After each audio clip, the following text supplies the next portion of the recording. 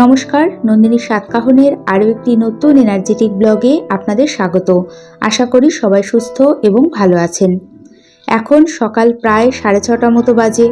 ঘুম থেকে উঠেছি 6টা নাগাদ। প্রথমেই এই যে ভেজা টাওয়াল দিয়ে প্রতিদিনের মতো আগে গ্যাস ওভেন কাউন্টার টপটা মুছে নেব। সকালবেলা থেকেই প্রচণ্ড গরম পড়েছে, অলরেডি রান্নাঘরে রোদ আসাও শুরু হয়ে গেছে। আর সকালের দিকে আমার রান্নাঘরে বেশ কিছুক্ষণ রোদ থাকে। হাজবেন্ড মেয়ে দুজনেই এখনো ঘুমাচ্ছে। এই যে দেখতেই পাচ্ছেন সোনার ঘরের দরজাটা আটকানো। তো যাই হোক, বেডরুম ক্লিন করা ছাড়াও বাসি কাজকর্ম, রান্নাঘর পরিষ্কার করা, ব্যালকনি, ঠাকুর ঘরে প্রচুর কাজ থাকে। গরমের মধ্যে সকালের দিকে সবাই যখন ঘুমায় তখন এই সমস্ত অনেক কাজ আমি করে নিই। দেখেছি যে ভোরের দিকে শান্ত মনে নিরিবিলি পরিবেশে সংসারের অনেক কাজ করে রাখা যায়। তারপর সবাই উঠে গেলে এ বলবে ওটা দাও, ও বলবে ওটা দাও, তখন একটানা বা এক মনে কাজ করা যায় না। এখন বেশ কিছুটা সময় পর ওয়াশিং মেশিনটা অন করে দিচ্ছি। আজকে প্রচুর জামা কাপড়, বেড কাভার, হাজবেন্ডের প্যান্ট শার্ট অনেক কিছু কাচাকাচি করতে হবে, তাই আগে কাচাকাচিটা করে নিচ্ছি। এরই মধ্যে হাজবেন্ড মেয়ে দুজনেই ঘুম থেকে উঠে গেছে। আমার সব ঘরের বিছানা গোছানো কমপ্লিট, ওদের ব্রেকফাস্ট করা হয়ে গেছে। আর এখন হাজবেন্ড বাজারে গেছে। এই ফাঁকে এই যে কাচাকাচিটা করে নিয়ে হাজবেন্ড ফেরার পর হাজবেন্ডকে নিয়ে ছাদে গিয়ে জামা কাপড়গুলো সব মেলে দিচ্ছি। এই তো রোদের তাপ দেখেছেন, এত জামা কাপড় একা মেলা ক্লিপ লাগানো সত্যিই সম্ভব হয় না। তার সাথে আজকে প্রচুর হাওয়া দিচ্ছিল। কড়া রোদে যখন এরকম বেড কাভারগুলো মেলি তখন বেড কাভার উল্টো দিক করে দুভাঁজ করে তারপরে বেড কাভারটা মেলি। এতে কি হয়, বেড কাভারের সামনের দিকে ডাইরেক্ট রোদ পড়ে না, আর বেড কাভারের রং বহুদিন ভালো থাকে। এই টিপসটা অ্যাপ্লাই করে দেখতে পারেন, বেড কাভারের কালারটাও বহুদিন ভালো থাকবে। তবে ছাওয়াতে মেলতে পারলে সব থেকে ভালো হয়। জামা কাপড়গুলো মেলে দিয়ে এখন অনেক সবজি বাজার এনেছে, আগে সেগুলো গুছিয়ে নেব। ফ্রিজে সেরকম কোনো সবজিই নেই। সবজি বাজার গুছিয়ে নিয়ে তাড়াতাড়ি করে রান্নাটাও আজকে করতে হবে। হাজবেন্ড কলকাতা যাবে, সোনা কলেজে যাবে, দুজনেই প্রায় একই টাইমে বেরোবে, ওই সকাল 10টা 10-15 নাগাদ। তো আগে থেকে রান্নাবান্নার কোনো প্ল্যান করা হয়নি, তো সবজি বাজার দেখে নিয়ে তারপরে কাটাকাটি করব। ওদিকে ফল এনেছে, সেগুলোও গোছাতে হবে। এই গরমের মধ্যে যত সকাল সকাল কাজকর্ম করে নেওয়া যায় তত ভালো, বিশেষ করে রান্নাবান্না। রান্নাঘরে থাকতে তো বেশি কষ্ট হয়, তাই যত ভোরে ঘুম থেকে উঠতে পারি উঠে পড়ি। আর আজকে তো প্রচণ্ড গরম, সেই সকালবেলা থেকেই গরম পড়েছে। কদিন মাঝে মাঝে বেশ বৃষ্টি হচ্ছিল, একটু ঠান্ডা ঠান্ডা ছিল, তবে মাঝে বেশ কয়েকদিন বৃষ্টি নেই। আর আজকে গরমটাও পড়েছে প্রচণ্ড। এই তো মোটামুটি অনেক সবজি বাজার করেছে। এদিকে পেঁয়াজ আনার পর আলগা আলগা যে পেঁয়াজের খোসা মতো হয় সেগুলো যতটা পারি পরিষ্কার করে তারপরে সেলফে পেঁয়াজ রাখি। এতে পেঁয়াজের খোসায় সেলফটা খুব একটা অপরিষ্কার হয় না। প্রথমে একবার ভেবেছিলাম যে রান্নাবান্না করে নিই, তারপরে সবজিগুলো সব গুছিয়ে রাখবো। তবে এর আগেও খেয়াল করেছি এইরকম প্যাকেটে প্যাকেটে করে সবজি আনে তো কেমন যেন একটু ভাবসে যায়। আর যা গরম পড়েছে, অনেকক্ষণ পলিথিনের মধ্যে আটকানো থাকলে সবজিগুলো সত্যিই ভিজে ভিজে যায়। ফলও সেই এই যে প্যাকেটের মধ্যে করেই এনেছে, তো এখন এগুলো প্যাকেট থেকে বের করে রাখবো। এই বছর আজকে প্রথম আম এনেছে, এর আগেও এনেছিল, তবে সেটা তখন বাড়িতে ছিলাম, তো আমগুলো খেতে বেশ ভালো ছিল। সবজি ফল এগুলো সব কিছু রাখার আগে আজকে ফ্রিজটা একটু ভালো করে মুছে তারপরে এগুলো ফ্রিজে রাখবো। ফ্রিজে সেরকম কিছু নেই আর খুব একটা অপরিষ্কারও না, তো হালকা হাতেই ফ্রিজটাকে ভালো করে একটু মুছে নেব, খুব বেশি সময় লাগবে না। একবার এই সবজি ফল সব কিছু রাখা হয়ে গেলে তারপর সবজিগুলো সরিয়ে মুছতে গেলে অনেকটা সময় লাগবে।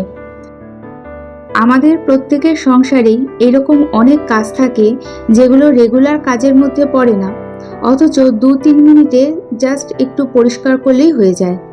সেই সমস্ত কাজগুলো ফেলে না রেখে সাথে সাথেই করে নেওয়া ভালো।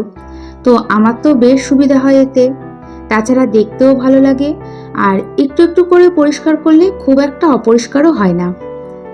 আর এই গরমের মধ্যে একা হাতে সংসারের A to Z কাজ করতে হয়, তাই যখন যেই কাজটা চোখে পড়ে সাথে সাথেই সেটা করে নিই। গরমের মধ্যে সংসারের সমস্ত কাজ করে রান্নাবান্নার পর আর কোনো কাজ করতে ইচ্ছে করে না। ভোরবেলা থেকে একটানা পরিশ্রমের পর তখন মনে হয় যে একটু বসে রেস্ট নিই, আর যা গরম পড়েছে সত্যি খুব অস্থির লাগে। যাই হোক, ধীরে ধীরে সব কাজ করে নিচ্ছি। সমস্ত কিছু গুছিয়ে নিয়ে চিকেন ধুয়ে ফ্রিজে রেখে এখন ঝটপট করে এই যে রান্নার জোগাড় করে নিয়েছি। প্রথমে এই তো সোনা কলেজে যাবে, আগেও টিফিনটা রেডি করছি। কয়েক পিস চিকেনের টুকরো ছোট ছোট করে কেটে একটুখানি নুন, লেবু আর সয়া সস মাখিয়ে রেখেছি। অল্প করে চাউমিন করে দেবো। চিকেন এনেছে, তাই ভাবলাম যে একটু চিকেন অ্যাড করে দিই। চিকেনটা তো খুব বেশি ম্যারিনেট করার সময় পাইনি, ওই যেটুকু সময় পেয়েছি তার মধ্যেই ওই সয়া সস, পাতিলেবু আর নুন দিয়ে ম্যারিনেট করে রেখেছি। ওদিকে সবজিগুলো সব গুছিয়ে রেখেছি যতক্ষণে, আর ফ্রিজটা পরিষ্কার করেছি ততক্ষণে ভাতও হয়ে গেছে। সকাল সকাল উঠেই চালটা ভিজিয়ে রাখলে পরে ভাত হতে খুব বেশি সময় লাগে না। তো এই যে চাউমিনের মধ্যে আজকে একটাই ডিম অ্যাড করলাম, খুব বেশি করছি না। চিকেন দিয়েছি তাই খুব একটা ডিমের প্রয়োজনও হয় না। আসলে সকালে তো ব্রেকফাস্টে 2টো ডিম সিদ্ধ খেয়েছে, যদিও সবার মধ্যে কতটা আর পাবে। যাই হোক, রুটি তরকারির থেকে চাউমিনটাই ঝটপট করে হয়ে যায়, তাই চাউমিনটাই করে দিলাম। রুটি করলে তো তখন আবার বেলনি, চাকি সমস্ত কিছু পরিষ্কার করতে হবে। গ্যাস, ওভেন, কাউন্টার টপ সমস্ত কিছু মুছে নিয়ে তারপরে আবার রান্নাবান্না শুরু করতে হয়। এই তো টিফিনটা রেডি। আর যা গরম পড়েছে, টিফিনটা একটু ঠান্ডা না করে দেওয়ার কোনো রিস্ক পাচ্ছি না। সাথে সাথেই করে গরম গরম ঢেকে দিলে বাই চান্স যদি টিফিন খেতে দেরি হয়ে যায়, তা যা গরম পড়েছে নষ্ট হয়ে যাবে। তাই টিফিনটা আগে রেডি করে নিলাম। টিফিন বক্সে কিছুটা চাউমিন দিয়ে, তারপর একটু সস দিয়ে, তারপর আবার চাউমিন দিয়েছি।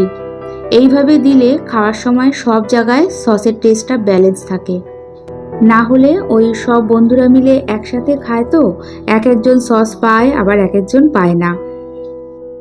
যাই হোক, এদিকে চাউমিন হতে হতে বটবটি আলু ভাজার জন্য সমস্ত কিছু কেটে ধুয়ে রেডি করে নিয়েছি।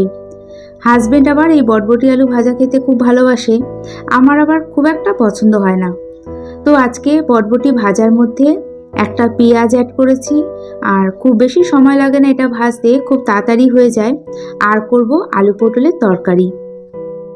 সংসারের প্রতিটা কাজ গুছিয়ে করতে বা সেটাকে ঠিকভাবে পরিষ্কার পরিচ্ছন্নভাবে করতে আমাদের গৃহিণীদের কতটা যে সময় লাগে, আর আমরা সেটা কিভাবে ব্যালেন্স করি সেটা একমাত্র আমরাই জানি। তো যাই হোক, আস্তে আস্তে সব কিছুই আমরা গুছিয়ে করে নিই। এখন প্রায় সকাল 9:30 মতো বাজে। আলু পটলের তরকারি করব। আর আলু পটলের তরকারি করতে খুব বেশি সময় লাগবে না, পটল ভাজতেই যা সময় লাগে। পটলগুলো ভেজে তুলে রেখেছি। তো কড়াইতে তেলের মধ্যে তেজপাতা, গোটা জিরে ফোড়ন দিয়ে আলুগুলো ভেজে নিয়ে এখন মশলাটা কষিয়ে নেব। মশলাটা আলুর সাথে ভালোভাবে কষিয়ে নিয়ে ভাজা পটলগুলো দিয়ে আবারও কিছুক্ষণ কষিয়ে নেব। কষানোর সময় অল্প একটু চিনি দিয়েছি। তো ভালোভাবে কষানো হয়ে গেলে ফ্লাক্সে গরম জল করা আছে সেটা দিয়ে দেব, তাহলে রান্নাটা ঝটপট করে হয়ে যাবে। এই সাথে ভিডিওটি দেখতে দেখতে কোথাও এতটুকু ভালো লেগে থাকলে একটা ছোট্ট লাইক করে দিতে ভুলবেন না। আর ভিডিওটি কেমন লাগলো কমেন্টসের মাধ্যমে জানিয়ে চ্যানেলটি সাবস্ক্রাইব করেও রাখতে পারেন। আর কাজগুলো যদি আপনি অলরেডি করে থাকেন তাহলে আপনাকে জানাই অসংখ্য ধন্যবাদ। এই তো আলু পটলের তরকারি রেডি। এখন অল্প একটু গরম মশলা গুঁড়ো দিয়ে আর একটু ফুটিয়ে তারপরে নামিয়ে নেব। আগে থেকে বাজার করা থাকলে এত তাড়াহুড়ো লাগে না, তবে ওই যে কি করা যাবে, রোজ দিন তো আর একই রকম হয় না। এই তো দুজনে একসাথেই বেরোচ্ছে। সোনা যেই ট্রেনে কলেজে যাবে সেটাও আজকে প্রায় 10-15 মিনিট লেট করেছে। তো যাই হোক, ওরা বেরিয়ে যাওয়ার পর আবার কাজকর্ম শুরু করব। রান্নাঘর পরিষ্কার করা, বাসন মাজা এগুলো তো করতে প্রায় 11টা বেজে গেছে। অনেক আগেই ছাদে সমস্ত জামা কাপড় শুকিয়ে গেছিল, আনার সময় পাইনি। তো এখন সেগুলো সব এনে এসিটা অন করে আগের সমস্ত জামা কাপড়গুলো ভাঁজ করে রাখবো। ছাদে যা কড়া রোদ, জামা কাপড় তুলতে গিয়ে পুরো ঘেমে গেছি। এখন নিজেও একটু ঠান্ডা হব, আর এই ফাঁকে জামা কাপড়গুলো সব ভাঁজ করে রেখে দেবো। এই জামা কাপড় ভাঁজ করাটা অনেকের কাছেই শুনেছি খুব বোরিং কাজ, করতেই ইচ্ছে করে না। তবে আমার কাছে কোনোদিনই এটা বোরিং কাজ লাগেনি। সব সময় মাথার মধ্যে চলতেই থাকে যে এগুলো জড়ো করে রাখা মানেই ঘর জাম হওয়া, আর দেখতেও ভালো লাগে না। আসলে আমার যা আছে, যতটুকু আছে সেটা দিয়েই বরাবর ঘর গুছিয়ে রাখতে ভালোবাসি। আর পরিষ্কার পরিচ্ছন্ন গোছানো ঘর বাড়িতে সবসময় দেখবেন যে ভালোবাসা আর যত্নের ছোঁয়া পাওয়া যায়। ঘরে ঢুকলেই একটা শান্ত পজিটিভ ভাইবস পাওয়া যায়, যা মন ভালো করে দেয়। তাই আমার মনে হয় জামা কাপড় সুন্দর করে গুছিয়ে রাখার মানে ঘর হালকা লাগে। ছোট ঘরও যদি গোছানো থাকে, পরিপাটি থাকে, সেটাও বড় মনে হয়। সময়ের সাথে তাল মিলিয়ে চলতে গিয়ে প্রত্যেক দিন প্রতিটা কাজ একইভাবে মেনটেন করা আমাদের পক্ষে সম্ভব হয় না। তবে চেষ্টা তো করা যেতেই পারে, তাই না? প্রত্যেকের পরিবার, পরিস্থিতি, লোকজন সব আলাদা। আমরা সবাই নিজেদের মতন করে কাজগুলো সেট করে নিই। আমার রান্নাটা একটু পরে করি, তো অনেকের ভোরবেলা থেকেই রান্নাবান্না শুরু করতে হয়। যাই হোক, প্রতিদিন কাজগুলো যদি আমরা স্টেপ বাই স্টেপ করে নিই, তাহলে অবশেষে স্নানের পর গোছানো ঘরবাড়ি দেখে ভীষণ শান্তি পাই। কথা বলতে বলতে সব কিছু ভাঁজ করা প্রায় হয়ে গেছে। এগুলো ছাড়াও মোজা, রুমাল, টুকটাক এরকম কিছু সব ব্যালকনিতে মেলে দিয়েছিলাম। ছোটোখাটো জিনিসগুলো ছাদে মেলি না, ওগুলো দেরিতে শোকালেও খুব একটা অসুবিধা হয় না, কারণ ওগুলো গোছাতে তো খুব বেশি সময় লাগবে না। একটা কাপড়ের ব্যাগে করে এখন এই যে হাজবেন্ডের প্যান্ট শার্টগুলো, এগুলো সব রেখে দেব। এগুলো দোকানে দিয়ে আসতে হবে আয়রন করতে। দেখি আজকে বিকেলে পারলে বা সন্ধ্যাবেলা পারলে দিয়ে আসবো, না হলে আগামীকাল সকালবেলা। এত জামা কাপড় পাট পাট করে সুন্দর করে ভাঁজ করার পর দেখে মনে হচ্ছে কত অল্প জামা কাপড়। যাই হোক, লাস্টে বিছানাটাও ভালো করে ঝেড়ে এখন তরমুজ কেটে নেব। তরমুজটা ফ্রিজেই রাখা ছিল, বেশ ঠান্ডা ঠান্ডা হয়ে গেছে। তো এখন শুধু আমার জন্যই এই কিছুটা তরমুজ কেটে নিচ্ছি। সেই সকালবেলা অনেক সকালে ব্রেকফাস্ট করেছি, তো এই টাইমে খিদে পেয়ে যায়।